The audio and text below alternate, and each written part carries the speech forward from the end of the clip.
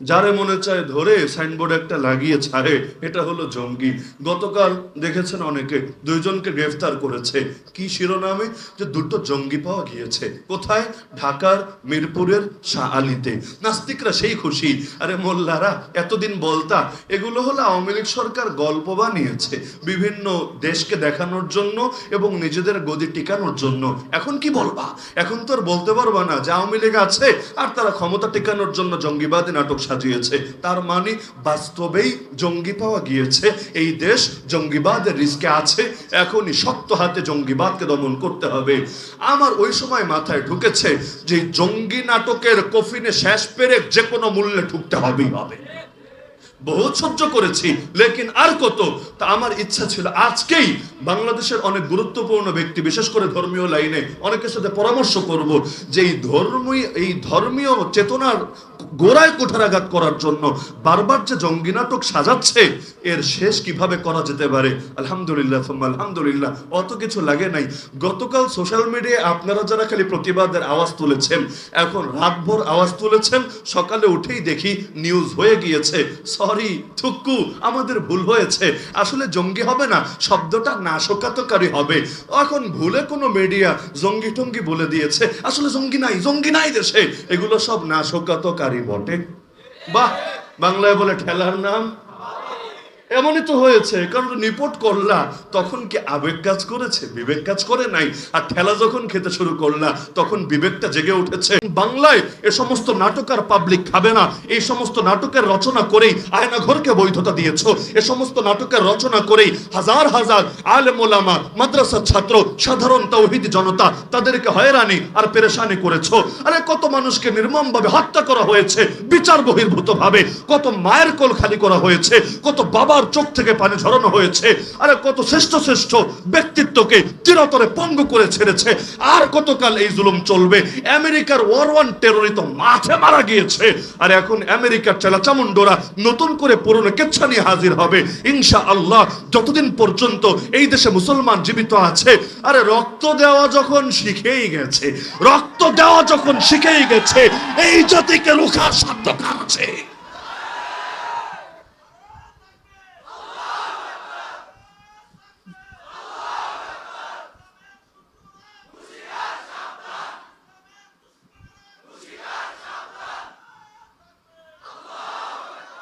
লেকিন ইসলাম ধর্মীয় আদর্শ, এটারে কিভাবে মাইনকে চিপায় রাখা যেতে পারে? তাহলে এই যে বলা হয় ধর্মনিরপেক্ষতাবাদ মানে ইসলাম টানবা না, ওরা আমাদেরকে শিখায়, মূল শিক্ষাটা দেয় ইসলামের উপর আমল করব, সমস্যা না, তবে আমাদের অনুমতি ছাড়া ভুলেও না।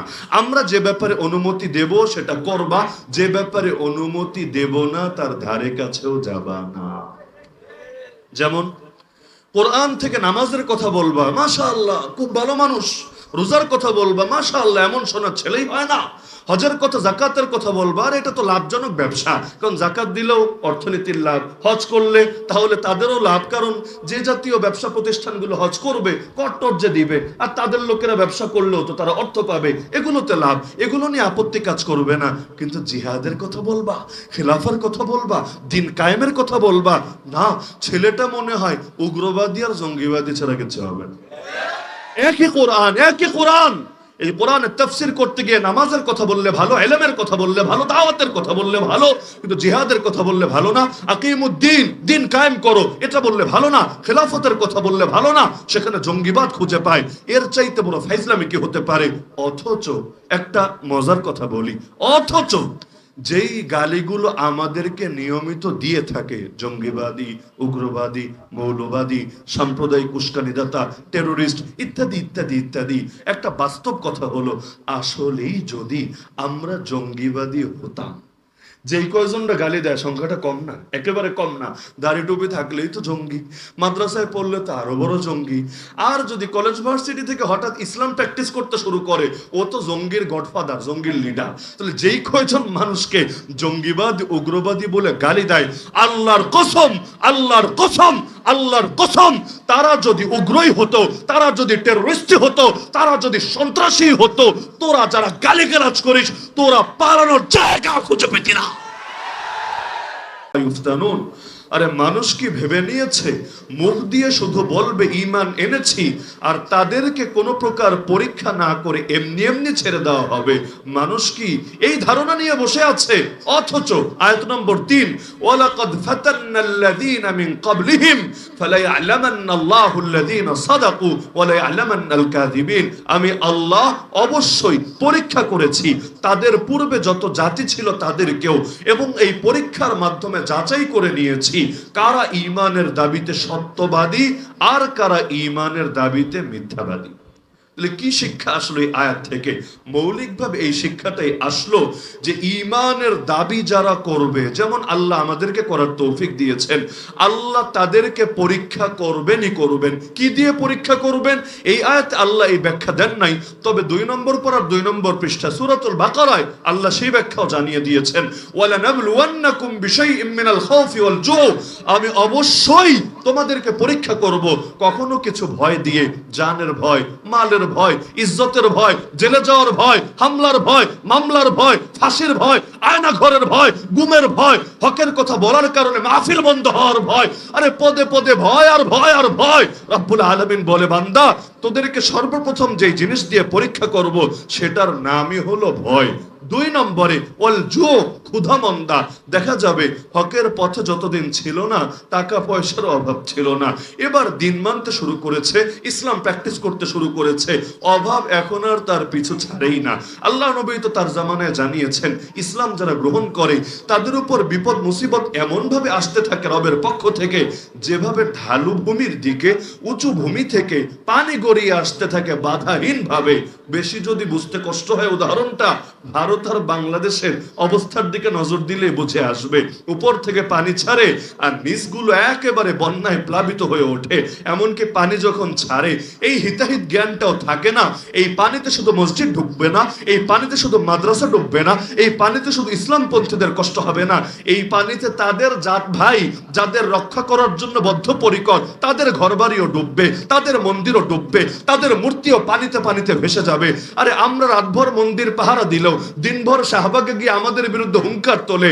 আরে বাংলাদেশকে ধর্মনিরপেক্ষ রাষ্ট্র বানাতে হবে, এই ইসলাম রাষ্ট্র ধর্ম ইসলামকে এই দেশ থেকে বিদায় করতে হবে, আর এই মোল্লা মুন্সিরে কঠোরভাবে শায়েস্তা করতে হবে। তো আমরা রাতভর পাহারা দেওয়ার পরও দিনভর গালি শোনা লাগে, শাহবাগে গিয়ে ভিড় করে, আর ওরা যে কয়েক লক্ষ একই ধর্মের লোককে ডুবিয়ে ছেড়েছে, অনেকে মরে পর্যন্ত গিয়েছে, আর কত অজস্র অগণিত মূর্তি যে ভেসে গিয়েছে আল্লাহ ভালো জানে।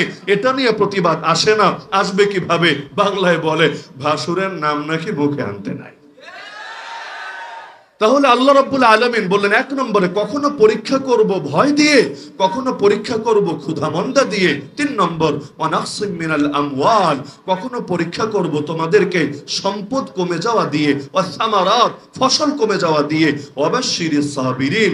লেকিন পরীক্ষাগুলোর মধ্যেও যারা অটল থাকবে, অবিচল থাকবে, সবরের পরীক্ষা দেবে। সবর মানে খালি এটা না হাউ মাউ করলো না, কান্নাকাটি করলো না, চিৎকার চেঁচামেচি করলো না, এটাকেই সবর বলে না। সবরের 1 নম্বর কথা হলো যত বড় বাধা আসুক তবুও গুনাতে লিপ্ত হবে না, যত বড় কোরবানি দেওয়া লাগুক তবুও হকের পথ ছাড়বে না। যেমন আমার রাসূল বলেছেন, উম্মত শোনো, ইন্না মিন ওয়ারাইকুম আইয়ামাস সবর, তোমাদের পরে এই পৃথিবীতে আসতে যাচ্ছে সবরের জামানা। কেমন সবর? আস-সাবিরু ফীহিন্না আলা দীনিহি কাল কাবিদ আলাল জামর। সেই সময় যারা দ্বীনের ব্যাপারে সবরের পরিচয় দেবে, চাকরি করতে গিয়ে, ব্যবসা করতে গিয়ে, দাওয়াত দিতে গিয়ে, ইলমের চর্চা করতে গিয়ে, রাজনীতি করতে গিয়ে, অর্থনীতি চালাতে গিয়ে, প্রতিটা ক্ষেত্রে যারা দ্বীনের ব্যাপারে সবরের পরিচয় দিবে, আল্লাহ রাসূল বলেন তাদের উদাহরণ হবে ওই ব্যক্তির মতো যে নিজের হাতের মধ্যে জ্বলন্ত অঙ্গার ধরে আছে, কিন্তু লিল আমিলি ফীহিন্না মিথলু আজরি 50 রাজুলাম মিনকুম। এরপরও যারা আমল চালিয়ে যাবে তাদের এক একজন তোমাদের 50 জনের সওয়াব পাবে। সাহাবীরা অবাক, ইয়া রাসূলুল্লাহ কি বলছেন, কোন 50 জন? ওই যুগের 50 জনের সওয়াব একজন পাবে? নবী বললেন, আরে ওই যুগের না রে, তোমাদের 50 জনের সওয়াব ওই জামানার এক একজন পাবে, যদি সবরের পরিচয় দিতে পারে, যদি বাধায় পড়ার পরও হকের উপর অটল এবং অবিচল থাকতে পারে। তাহলে রব্বুল আলামিন জানিয়ে দিচ্ছেন ওয়াবাশশিরিস সাবিরিন, ধৈর্যশীল সবরকারীদেরকে সুসংবাদ শুনিয়ে দেন, আল্লাযীনা ইযা আসাবাতহুম মুসিবা, যাদেরকে যখনই বিপদে আক্রান্ত করে, বিপদে তারা পতিত হয়, কালু, তখনই বলে ওঠে, ইন্না লিল্লাহি ওয়া ইন্না ইলাইহি রাজিউন, জীবন তো আল্লাহরই জন্য, ফিরে তো আল্লাহরই কাছে যাব। তো আল্লাহর জন্যই যখন জীবন, আর ফিরেও আল্লাহর কাছে যাব, হারানোর কি আছে, ভয়ের কি আছে? আরে দুনিয়ার লোক কিসের ভয় দেখাবে? সর্বোচ্চ ভয় হলো জানে মেরে ফেলবে, সর্বোচ্চ ভয় হলো শহীদ করে দেবে। আরে লসের কি আছে? রক্তের প্রথম ফোঁটা মাটিতে গড়িয়ে পড়ার আগেই রক্ত শহীদের রূহ নিয়ে জান্নাতের সবুজ পাখির ভেতর ঢুকিয়ে দিয়ে বলবে, বান্দা আর টেনশন নাই, আর পেরেশান নাই, আর কেউ মারবে না, আর কেউ ধরবে না, আর কেউ তোর পথে কাঁটা বিছাবে না, এবার তুই ডানা মেলে মেরে জান্নাতে উড়ে বেড়া। যার কারণে ফেরাউন যখন জাদুঘরদেরকে ভয় দেখাচ্ছিল, যখন জাদুঘররা নবী মুসা আলাইহিস সালামের মুজিজা দেখে কালিমা পড়ে মুসলমান হয়ে গিয়েছিল, ফেরাউন বলল, এত বড় সাহস, আমি অনুমতি দেওয়ার আগে ঈমান আনলি?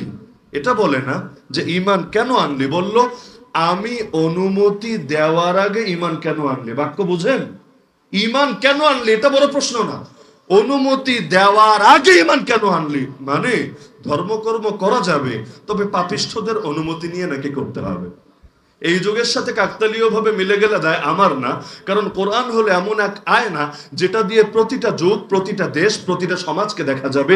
এই কোরআনকে যারা অতীত ইতিহাসের বই বানিয়ে রাখে, কোরআনের আয়নায় সমাজ দেখে না, কোরআনকে দর্পণ বানিয়ে নিজেদের বিচার বিশ্লেষণ করে না, তারা কোরআনের কোনো হকই আদায় করতে পারে না। মা আমানা বিল কোরআনি মান ইস্তাহাল্লা মাহারিমাহু, যে ব্যক্তি কোরআনের হারামকে হালাল মনে করে, সে যতই বলুক কোরআনের উপর ঈমান আছে, নবী জানিয়েছেন কোরআনের উপর ওর ঈমানই আসে নাই। তাহলে কোরআন হলো আয়না, যুগের আয়নায় দেখতে হবে। তো ফেরাউন যেটা বলেছিল, এটা হলো এই যুগের সেকুলারিজমের ভাষা। সেকুলারিজমের বাংলা অনুবাদ করে ধর্মনিরপেক্ষতাবাদ। যদিও যেই বলদ অনুবাদ করেছে, না বাংলা বোঝে না ইংলিশ বোঝে। কেন? কারণ হলো আপনি যদি আলুকে পটল বলেন, আলুকে যদি পটল বলেন, এর দ্বারা একটা জিনিস প্রমাণিত হয় না, দুইটা জিনিস প্রমাণিত হয়। কি কি জানেন? এক নম্বরে আলুও চেনেন না, দুই নম্বরে পটলও চেনেন না। কোনো একটা যদি চিনতেন, এই ভুলটা আপনি করতেন না। তাহলে যদি বলে সেকুলারিজম মানে ধর্ম নিরপেক্ষতাবাদ, পাগলে সেকুলারিজম ইংলিশ শব্দও বোঝে না, পাগলে ধর্ম নিরপেক্ষবাদ মানে কি এটাও বোঝে না, যার কারণে লেজে গোবরে পাকিয়ে ফেলে একটারে চালিয়ে দেয় আরেকটার নামে, অথচ দুইটা কখনোই এক না।